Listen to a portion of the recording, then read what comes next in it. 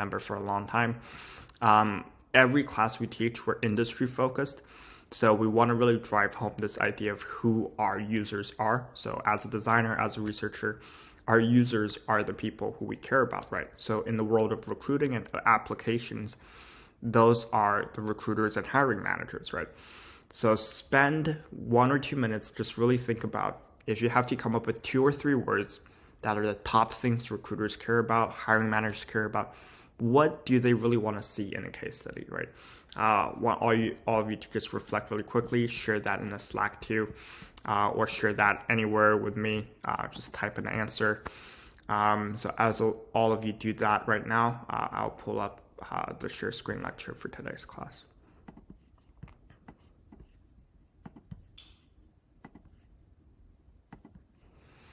Okay. So hopefully all of you has had the chance to, okay, we have a few coming in. So methodologies and impact, visual impact decision making, clear statement, objective, visual hierarchy.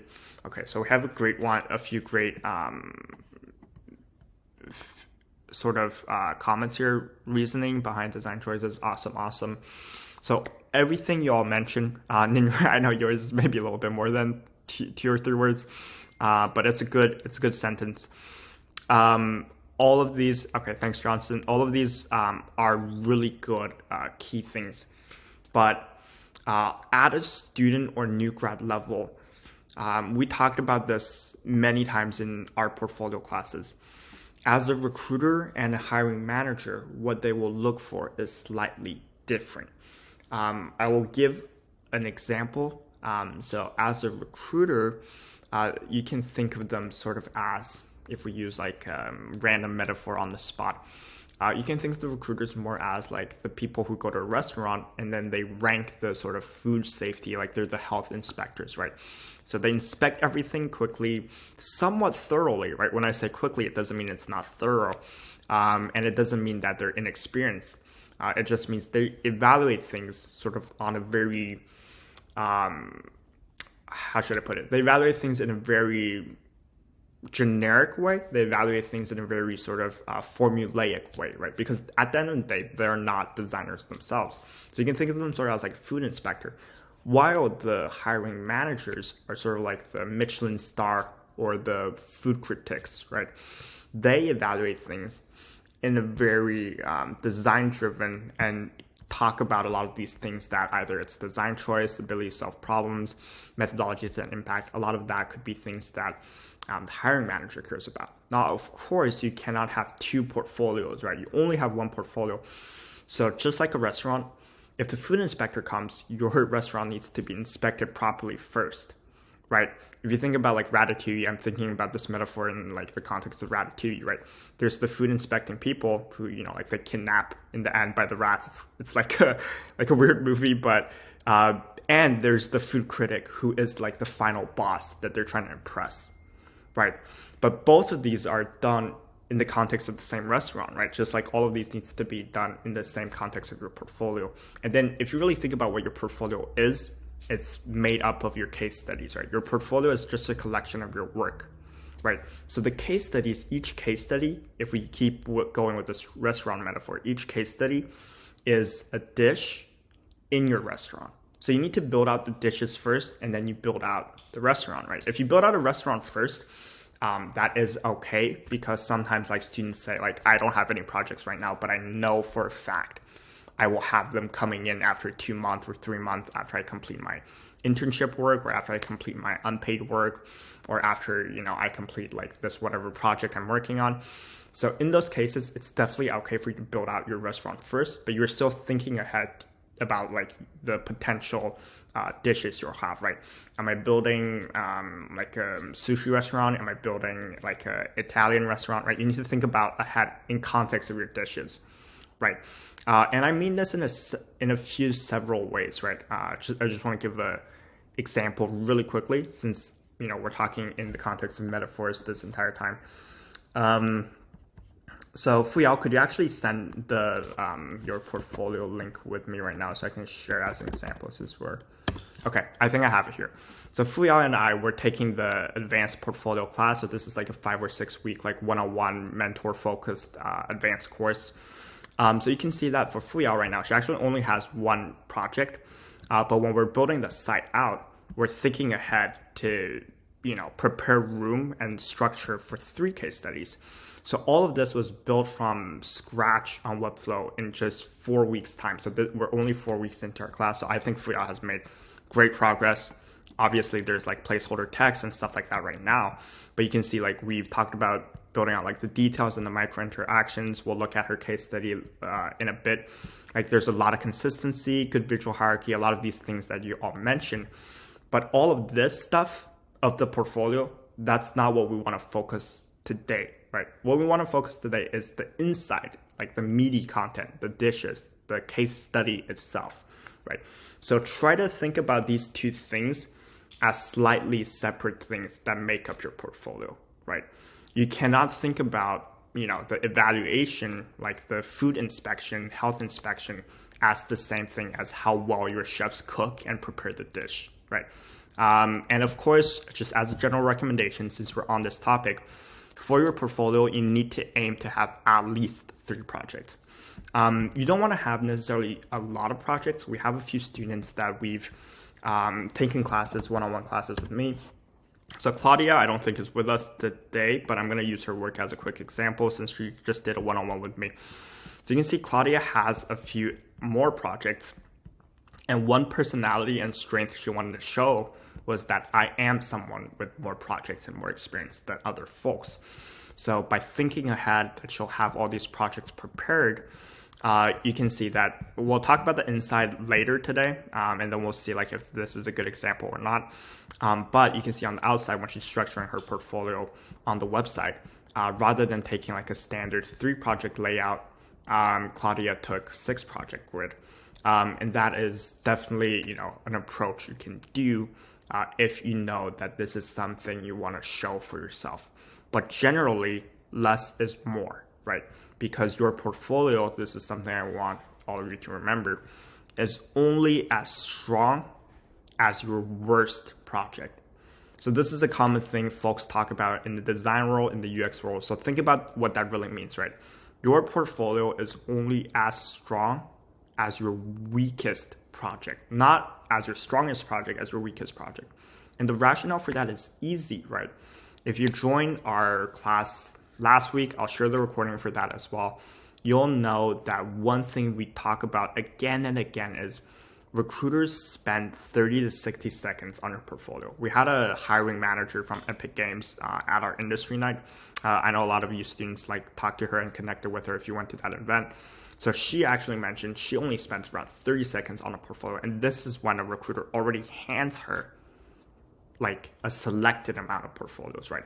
So this 30 seconds isn't just looking around here. This 30 seconds is she's viewing the project, right? She's clicking into the project and she's only spending 30 seconds, right? So think about that at a fundamental level, right? That generally means you give them 3 projects to pick from, but they're probably only looking at one. If they like you a lot, then they're looking at other ones. But if you have a really crappy project on your portfolio and they look on that one, then you're basically done for, right? So every case study that you put on your portfolio needs to hit the bar that we're talking about today, right? So we're going to talk about how to create a successful UX case study that is out of FANG level. And then of course, you can argue hey, if I'm just looking for unpaid work, or, if I be honest with myself, I think working at FANG or working at a big tech company, that's something I still need to take 2 or 3 years to get to that point. I want to start off at a smaller company and work my way towards that.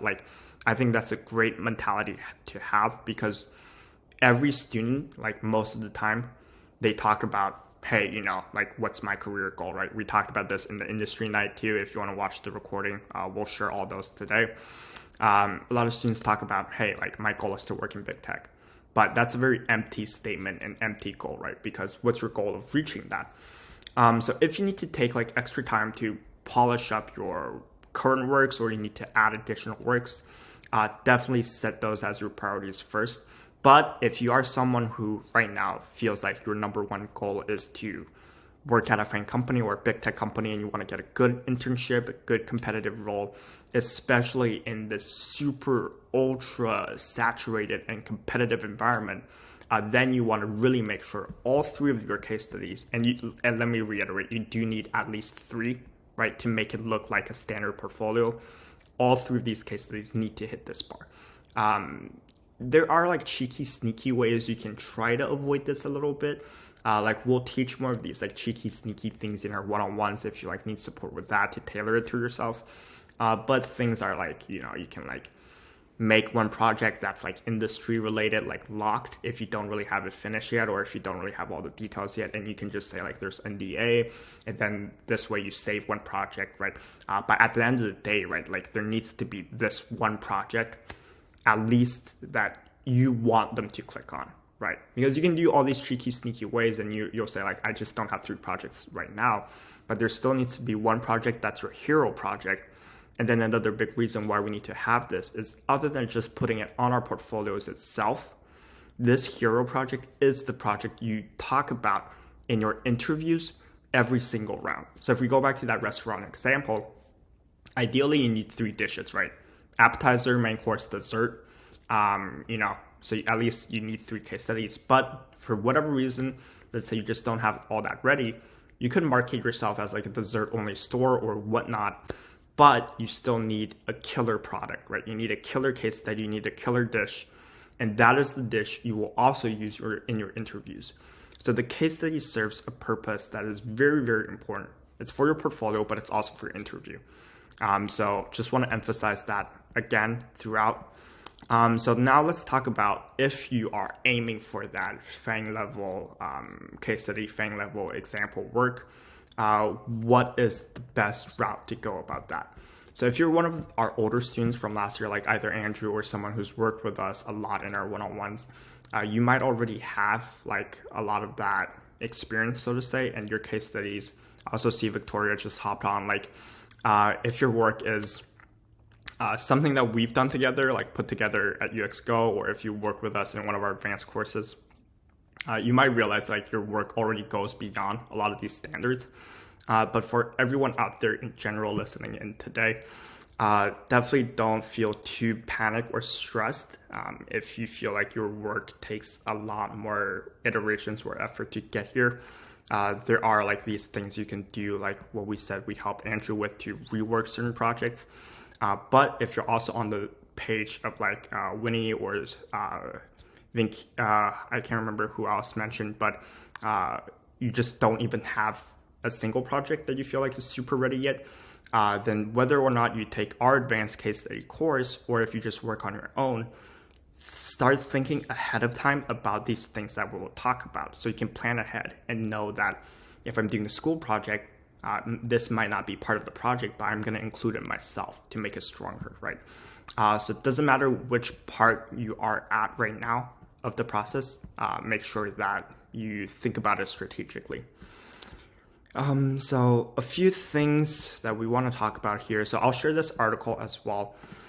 So we'll share 3 topics from this article that we sort of already touched on, and then we will review sort of everyone's work in progress work in relation to those things we talked about. What works, what doesn't work, what needs help. So if you want your case study to be reviewed in today's class, make sure you're sharing it in this thread here. Share your case studies here. Make sure you do that as I go through this today.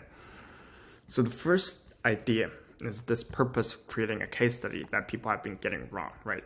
So we already talked about case studies are for 2 things that you need to think about: your stakeholders and the value for your customers, right?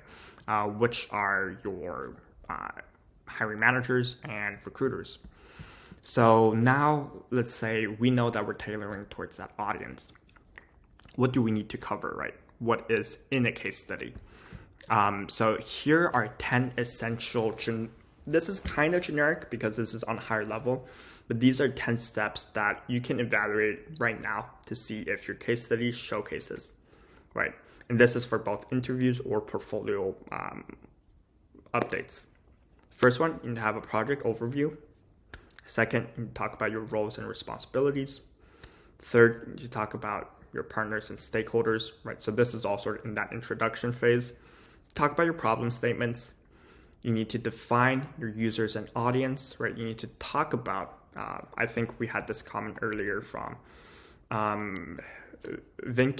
let me know if I'm pronouncing your name wrong too. Um, you need to talk about how you justify, like what's your rationale behind these things, right? So you can see all these first portion, this is kind of just set up, right? But I want to make it really clear because when you don't show these things, then it seems very student-like, very unprofessional. So really talk about how you're defining these things. Talk about your scope and constraints, right? Once again, how did you define and clarify those? And then go into your design process, which is, you can think of it as starting at either research, starting up at maybe depending on your work, maybe if this is industry work, maybe there isn't any research, you're giving some data and some business goals and you're getting right into that.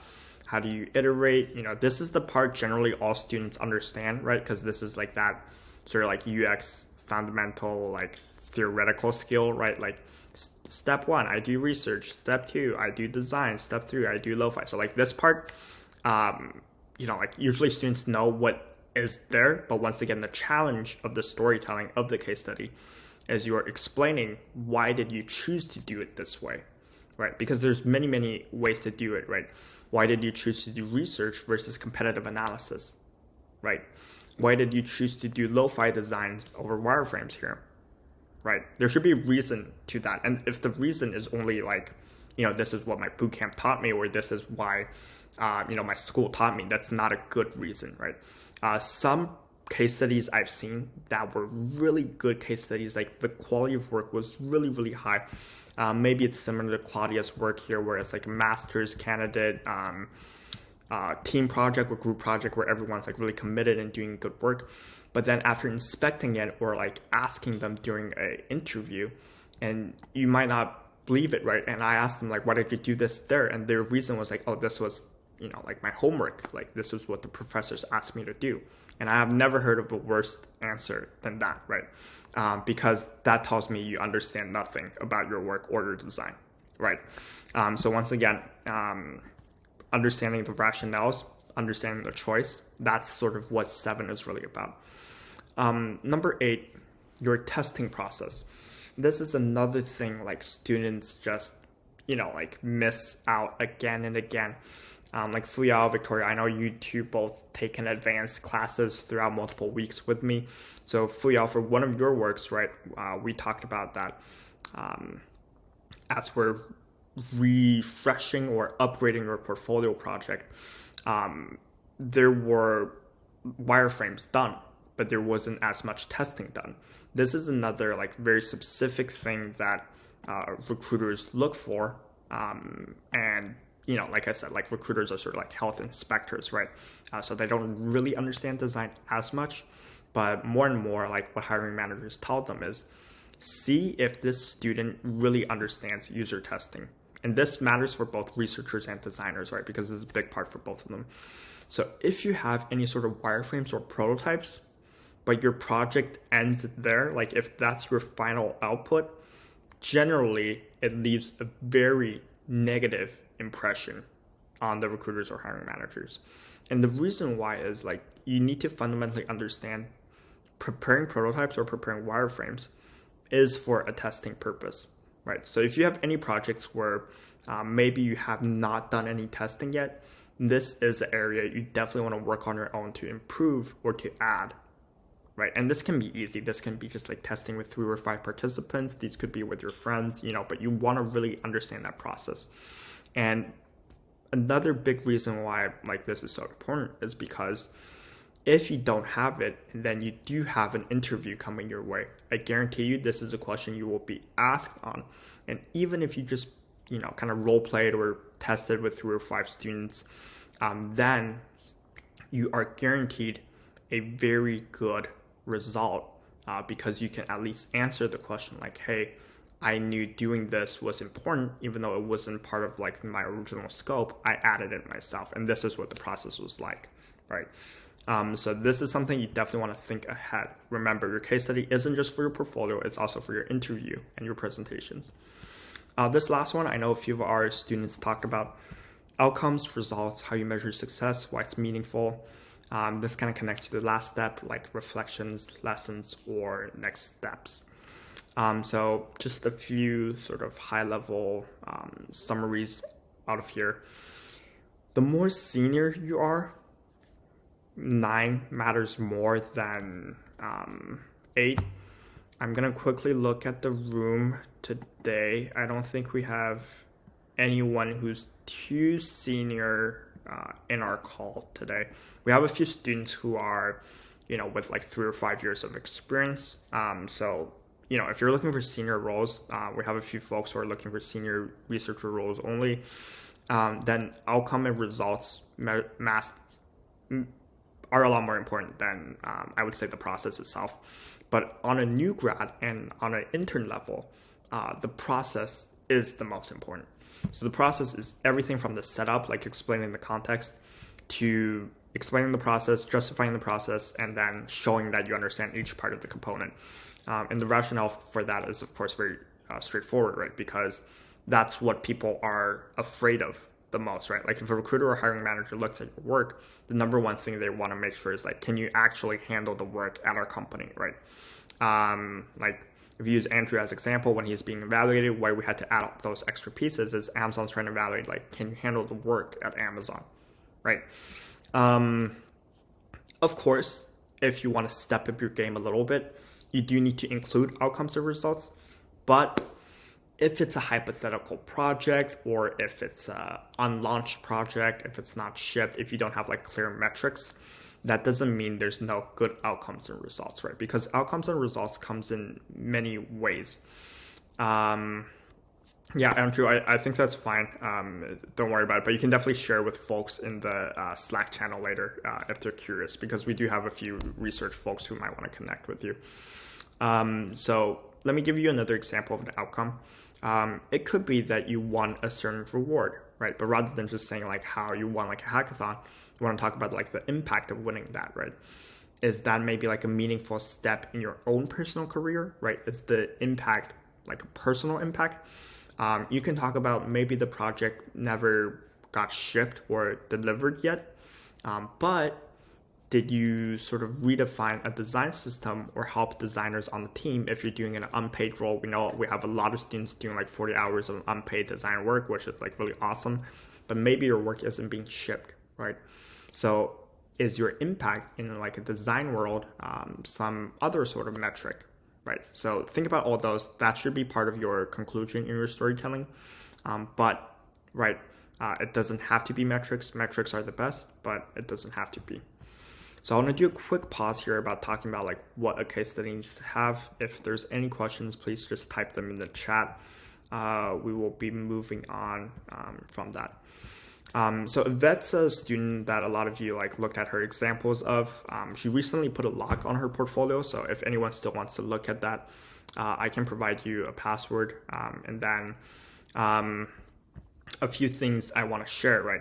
So Yvette was, I would say, like, she didn't have a portfolio, she didn't have case studies before she did the advanced class with us, which was like a 10-week class. So we had to approach her portfolio from a few perspectives. The first one was we had to redo an existing project, which makes it cover all of this, right? This is the first thing, number one, we had to do. Number two we had to do was we need to craft a hero project or like a killer portfolio case study, right? And that would be the case study she would use for all her interviews whenever she would land an interview, right? So it's a 2-part process for her to make sure that she would be able to succeed. And then of course the outcome was pretty positive. She's gotten interviews at, a lot of FANG companies. Like she first did hers with Amazon and then Apple, yada, yada. So like, I don't want to talk about that part too much of today's call. If you're all interested, like you all can like connect with her, ask her directly on Slack. But like you can see in this project here, this work, right, wasn't even like a real UX design project. It's an industrial design project, one from her master's sort of application. But she really needed to get to those 3 projects. And I said, right there, you can't just put a shitty project on your portfolio and expect that to be okay, right?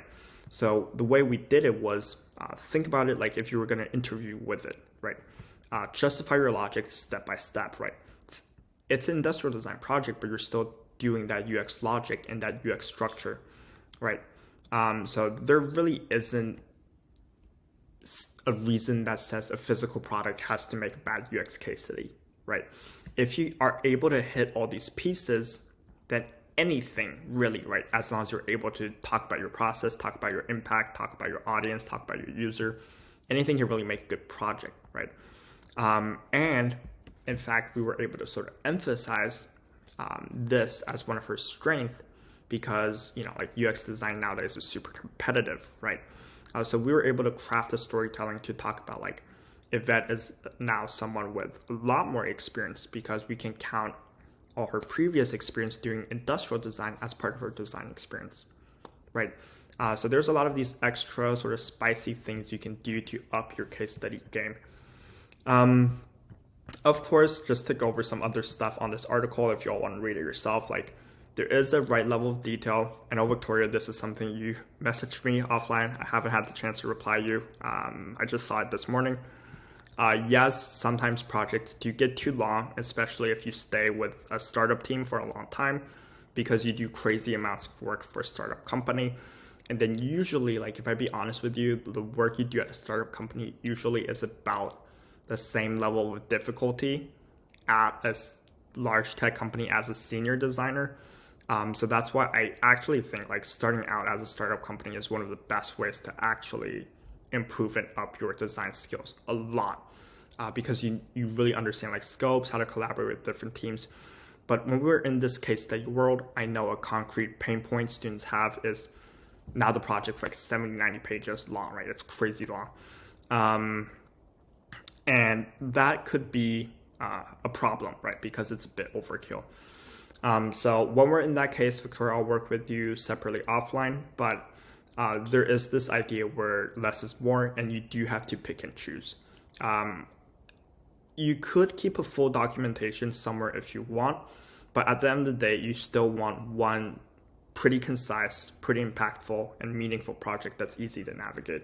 And then Victoria, I know maybe you're still struggling with some of those like detailed webflow problems, but you can see in Fuyao's example here, her case study is definitely not as long as yours yet, but you can see we are able to use things like this left-hand sticky nav to navigate between sections. So for other people listening in, there are these things you could do to make longer documented case studies a lot better and smoother, right? But generally, a case study, like if you do follow all the steps here, they need to be pretty thorough and pretty long. So we'll look at a few successful case studies right now. We'll also look at everyone's in review. So we'll take a quick 1 to 2 minute break. I'll grab some water. And then based off of the lecture I just gave, please type a few questions in the chat. And then I want to give everyone another opportunity if you want to share your work, if you came in late. If you want it to be reviewed, please share it in the chat right now. So we'll do a quick 1 minute break and then please type some questions you may have from the lecture I just gave. So we'll be back soon.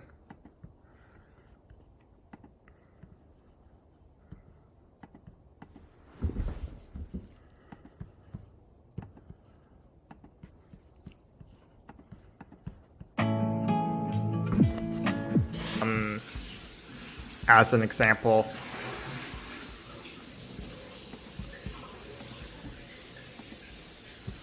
so based off of everything we talked about in the lecture, all of you should have a good understanding of what is important in a case study and what isn't, what to focus on and what not to. So you can see here, this was the industrial design one that we restructured into a UX-driven one. And you can see now it makes a very good documentation. And then, of course, on your portfolio in our later classes this month, we'll also talk about like the visual designs, like visual hierarchy, how all of that should be structured and done. You can see this makes a pretty good, like, I'd say like a decent project, right? That if the recruiter does click into it, it's not necessarily an issue. But this is that killer hero project for Yvette. So this was the one she talked about in all her interviews that got her like her offers. So this is the one I want us to focus on and think about as an example. So of course you can see she includes all those important aspects. These three are coaches. These three are herself and two other UXGO members and teammates she worked on for the project.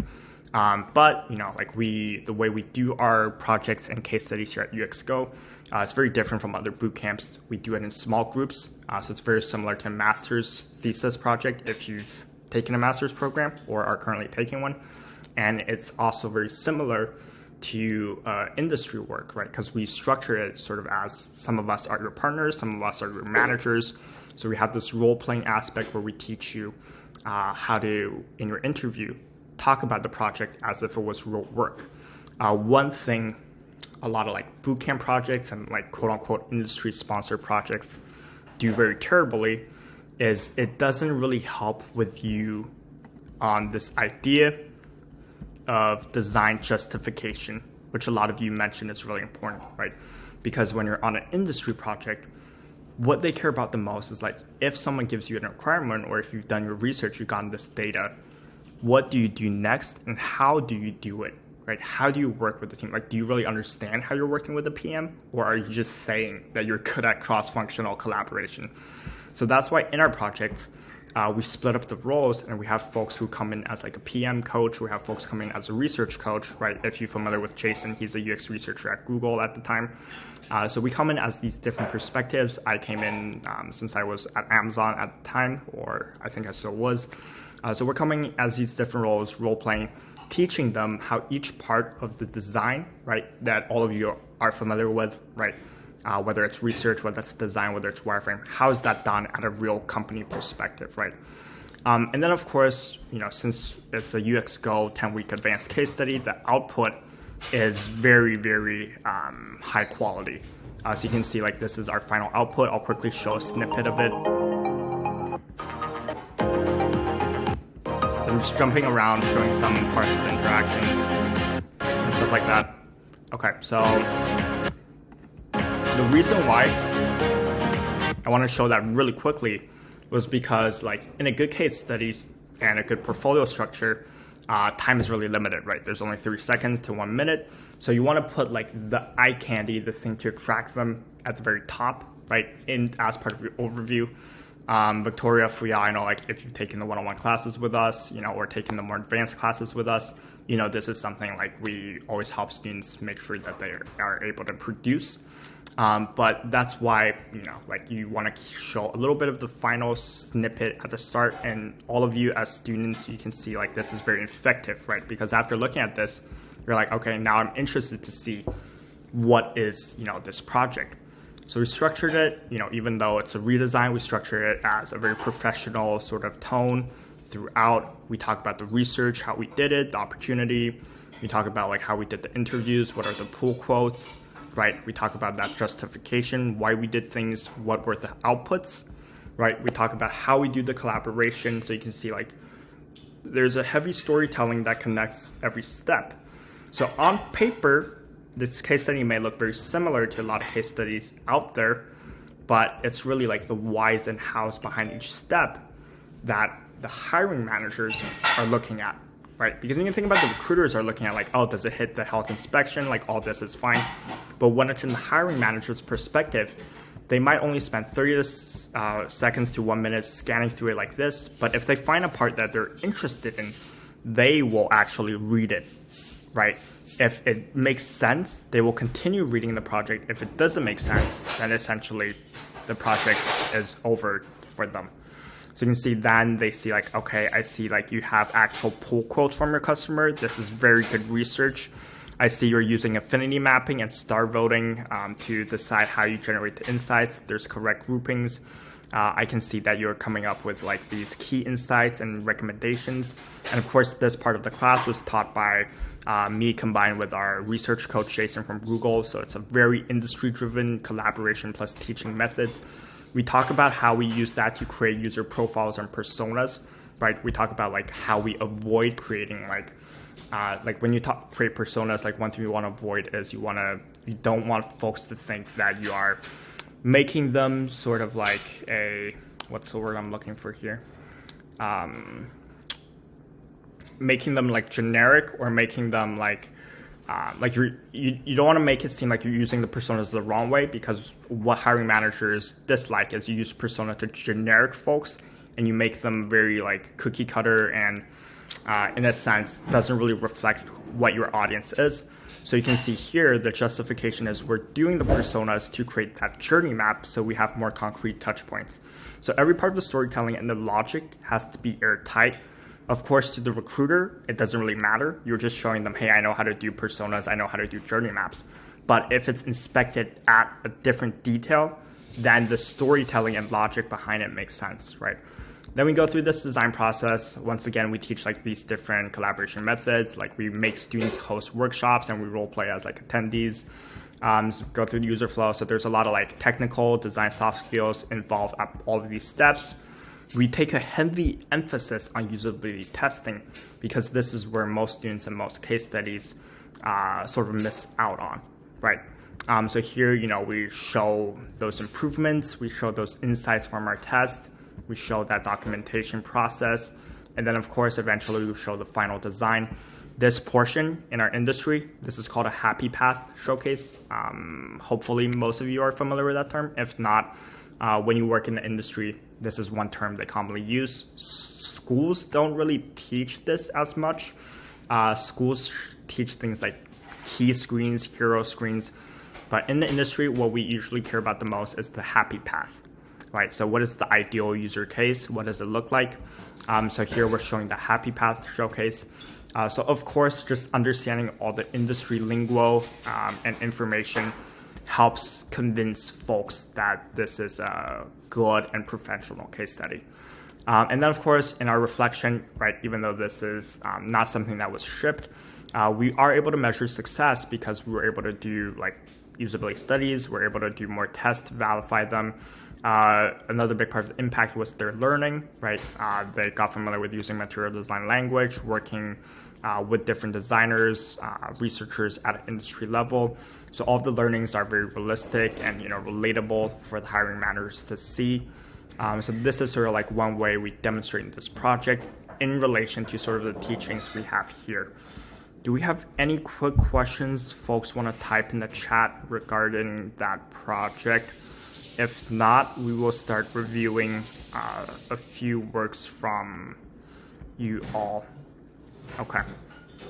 So now we'll go from top to bottom here. We'll really talk about a few of those points. Francis, a question I have for you is, do you have a project you prefer I look at? I think the first one, that one. Okay, awesome. So first off, just a few quick comments. I think your visual design overall of your portfolio, I know we're not talking about that today, but I think it's somewhat well done. I would say personally, I do like the way it's laid out. It's quite visually straightforward. There are things like if we really talk about the visual where certain text may need to be shortened, there might not be enough information bolded in the right way. Like I probably would bold like 4+ years of experience over like Houston based. That's my quick thoughts. Like maybe attuned business needs is also more important than that, since most roles are like remote now. But if you want more detailed feedback like that, we can do it in a one-on-one and stuff like that. So coming right into this project, let's talk about things that do well. I want all of you to just spend 1 or 2 minutes thinking about this before I give the answer as well. So I want all of you to look at the screen, think about it in relation to what we just looked at over here, what we just talked about over here. Okay, so the first thing I want to say is this actually, I would say, as a landing, is pretty good. There are a few things I wish I knew a little bit more on. I like that there's a clear kind of I don't want to say show off statement, but there's a clear sort of context about your relationship with the project. Usually, I think this is a good enough visual eye candy. Of course, if it's motion design or anything like that, it will be a bit more effective. But I think overall, this does serve the purpose that we talked about. If we get to this part, however, there are a few red flags for recruiters, I would say. Like in team, if you say things like myself, it generally draws a little bit of a red flag. And the reasons are for folks would say, you don't really understand collaboration and this isn't done in a realistic environment. Like I said, what recruiters and hiring managers care about the most is, do you understand the team dynamics and have you had the experience working with real like big tech folks? It doesn't really matter if you're working with them in a startup environment or if you're working with them on a side project or if you're working with them on a case study. They want to hear the story of how you work with folks like themselves, right? Because if you're interviewing for big tech and then you said you work with someone at big tech, right? Even if it's in a startup or a side project, that's still validation to them. But something like this is a bit of a red flag. There are ways we can tweak this, such as making like a solo project, client project, or some other things. But if this is more like a hypothetical work you've done, like a hackathon or something like that, this could potentially be a red flag for them.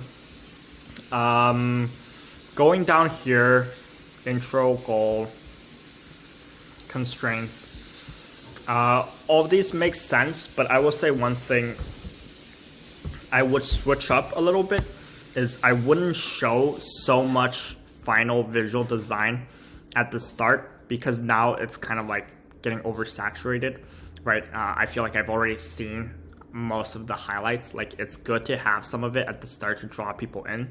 But when we're talking about constraints, like it feels like, especially if this is a brand new app you design, let's see, my role is to add the evacuation portal to it. Okay, so it sounds like, just give me some context quickly. Like, is this a brand new product you're designing or are you adding a new feature to the existing product?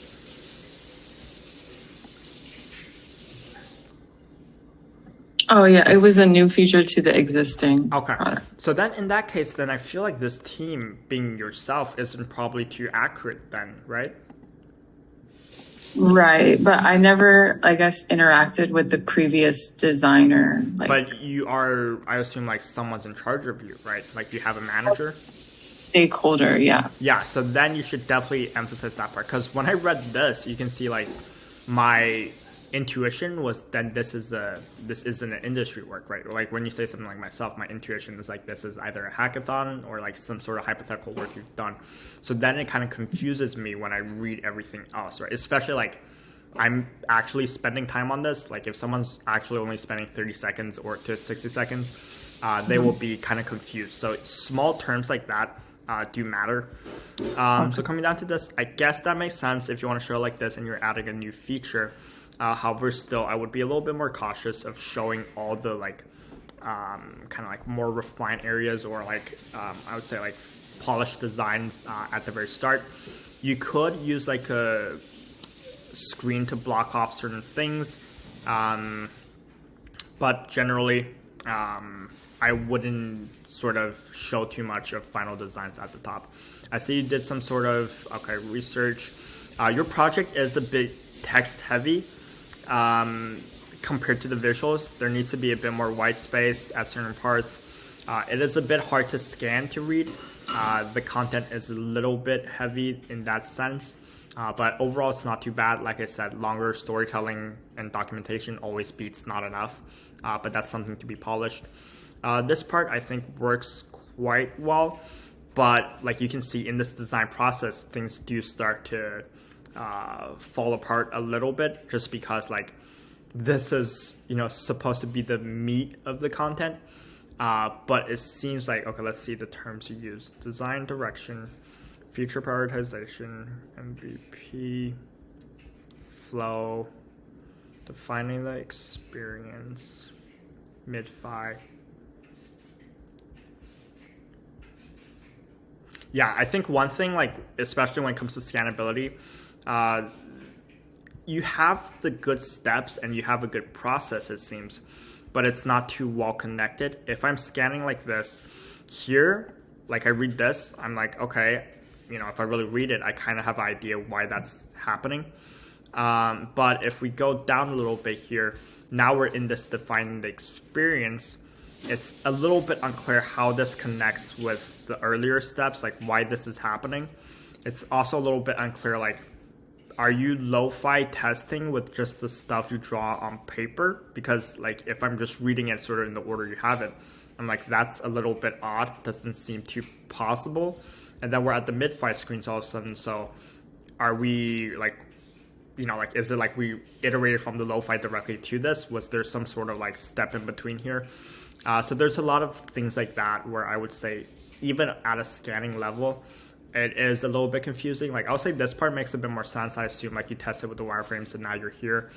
But then of course you can see another big challenge, right? If we compare this with, like I do think this is a good project. I don't want you to think I'm being too harsh, but I'm trying to give you like constructive criticism. You will see that another big problem is you're throwing me all these screens here at the end, but I honestly have no idea what's going on, right? Especially if we compare it with what you just showed at the start. It's very hard for me to know which screens did you design, right? What does the screen do? What is the impact of that screen? How did you iterate from this screen to that screen? Like all of these are pretty hard for me to understand. It feels more like here's all the work I've done, like it's there for you. Try to figure out what's going on. That's not a good feeling for either recruiters or the hiring managers. I do think this end and wrapping up with the demo, right? Like this is pretty good. I think this would be one of the projects where I would say like you have all the pieces. Like I think the visual design looks great, right? I think the project itself looks great. I think you have all the parts you need to make a good case study, but the structure and the storytelling just isn't there. But overall, I think there's a lot of potential with this one. And this area is an area I want to emphasize on why that happy path showcase, the technique we use in the industry, is so important. Right, because you can see when you showcase it via a happy path, you actually understand this is the first thing you do, this is the second thing you do, this is the third thing you do, and this is the fourth thing you do, right? So you're walking them through step by step that whole experience. I know maybe, for you, like you did that in the video, like I'm not gonna play it for time's sake, but I assume that's what's going on in the video. But right, if we scan down to here, this is the part, like I know for a fact a lot of hiring managers, like Rachel, who was at our industry night, they will be very upset when they see stuff like this because it just feels like, like at least put in the effort to tell me what's going on. I know you might want to just show the visual designs here, but there are other ways to do that, right? If you want to just focus on showing the visual design, you could show things like a design system and stuff like that. So that is my feedback for your projects here. We are a bit short on time. If we are, I won't look at yours. Vanessa, I'll look at yours real quickly. We have a few extra here today. So actually, I think what I'll do today is, I know a lot of you are very interested in hearing the info session about our advanced case study. Like how do you sign up for it? How do you apply? There is an application portion of it. There also is... like because we're giving so much one-on-ones, and then like you can ask Fuyao, Victoria, like how that one-on-one process is like. You could ask Yvette, like our past students from last year. It is quite different from our regular like membership courses, so there is an additional tuition to that. If any of you are interested in that, we'll add you to a separate channel where you can apply. So applications will be open from this week to next week. I'll quickly show an overview explaining just what applying to that advanced case study is like, and like what are some of the benefits of doing it. So wrapping up today's class, we'll do a quick Q&A for that. Everyone else who shared their portfolio, shared their case study links, tomorrow for our office hour, we will focus on reviewing and giving everyone feedback based on some of the context we talked about today. So that's what we'll do tomorrow. Today, we'll end it with just giving you all a little bit more info with the advanced case study.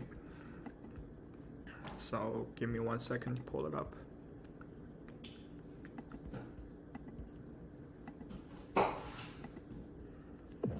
Hey UX enthusiasts, after talking with over hundreds of students trying to break into the UX industry last year, many of you who lack work experience and case studies shared 6 pain points with us. Let's see how we can help with that. Number 1, Bootcamp uses large course formats plus pre-recorded content. The content you learn is not tailored towards your learning and early career goal. At UXGO, the course format is a small group of 3 to 5 students paired with 2 to 3 coaches. That is very similar to an internship or master's study experience. All the classes are tailored towards your goal with a personalized agenda. Number 2, no assessment in project teammates based on skill sets. At UXGO, all students are pre-assessed individually before getting matched in advanced case study course. It works well for students coming in with stronger UX backgrounds but with no projects. Also, we make sure students who are brand new to the UX field can learn more foundational UX skills. 3, no one-on-ones or flexibilities to choose the coaches to work with. At UXGO, you will have weekly one-on-ones with the coaches of your own choice, so you can ask questions and get live feedback. Number 4, the process of developing a case study is generic and cookie cutter. At UXGO, your case studies are developed as if you were part of an internship program. Our role as coach throughout the course is your mentor, guide, but also we play roles as your manager, stakeholders, or partners to ensure the quality of the deliverable, as well as teaching you design soft skills like engineering handoff and visual prototyping. Number 5, no quality control over the output of the case study. At the end of your 10-week course, at UXGO, you will not only have a complete portfolio case study, but also a presentable slide deck that you crafted and iterated with your coach. Number 6, no long-term follow-up and career support. By enrolling in our advanced case study course, you will have lifetime member access at UXGO. You are supported 24/7 by coaches and our Slack community. Also, you will continue to have access to live industry courses, career development workshops, and all our in-person and virtual events. Limited spots are available each year, so bring a friend or sign up with a partner and you both enjoy $500 off. If you have any further questions, don't hesitate to reach out to us on our official LinkedIn account. Okay, I'm going to stop my share screen here. Okay, do we have, I just want to quickly ask if anyone has any questions about signing up, how to sign up, if it's right for me, things like that. You can type questions, shout out questions if you want to learn more about that. We have a lot of folks who've done similar programs to that, whether you want to chat with Yvette, who was the folk who I shared the project with. And once again, right, we do require an application process, and the reason for it is because we want to match you with folks on your skill level, right? Like I said, that's a real pain point for a lot of students. We want to show the group work dynamic, right? We don't want to have individual projects, right? Recruiters and hiring managers really dislike seeing that. But then just for your own personal learning at UXGO here, right? You don't want to work with folks who, let's say, if you're very committed and you've had 5 years experience, you probably don't want to work with someone who's starting UX this year, vice versa, right? Also, if you're focused on research, we have like options like you can do a research-focused project with other researchers, or if you want to do a more generic and holistic project, we collaborate researchers with designers so you learn from each other. So that's why the application process exists and why we need to do that pre-matching and assessment. But for today's rest of class, I just want to really quickly check if anyone has any questions about any sort of info about how the advanced case study is structured, any sort of questions, the floor is open to you all.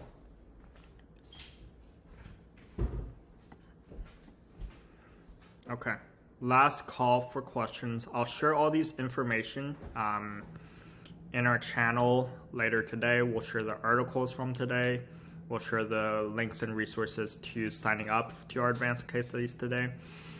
Just quickly gauging the room, since other than Ninjoy, everyone's camera is closed right now, so it's hard for me to tell, but just to quickly gauge the room right now, how many of you are interested in either learning more or you know for a fact you will probably apply to that class? So I can schedule with my coaches because, right, usually we're doing 3 coaches for 3 to 5 students. Yeah, so the total cost, that's a great question, Ria. Like the video mentioned, all of you are currently members. So if any of you are a lifetime member, which I know some of you are, you will able to get the lifetime member sort of, which is $388. You'll have that portion of the cost deducted from your class. If you're not a lifetime member, by taking the class, you will become a lifetime member. So that's one portion of flexibility in the price. If you sign up with a friend or a partner, this can be someone from UXGO or someone outside of UXGO. It doesn't really matter. We just recommend it be someone that you're comfortable with or someone you have the similar skill level to. Then you deduct another $500 off of the class. So for the 10-week course total, it will cost $5,888 is the price we're going for this year. Usually, from each year to each year, the prices will go up. So this is only a price we can guarantee for this quarter. And the reason why we price it, like if you're interested in signing up, we'll give you a full breakdown. So there's a lot of transparency. And it's pretty obvious why our classes are, this price, because all of our classes are tailor-made towards you. You get your own agenda, and then all your classes are taught in one-on-one and small group formats, which requires just a lot of time from our coaches, right? Because if you think about, even if we just go with 3 classes a week, 10 weeks, that's 30 classes from coaches. So most of the money you are paying is just going directly towards us being able to pay for the coaches.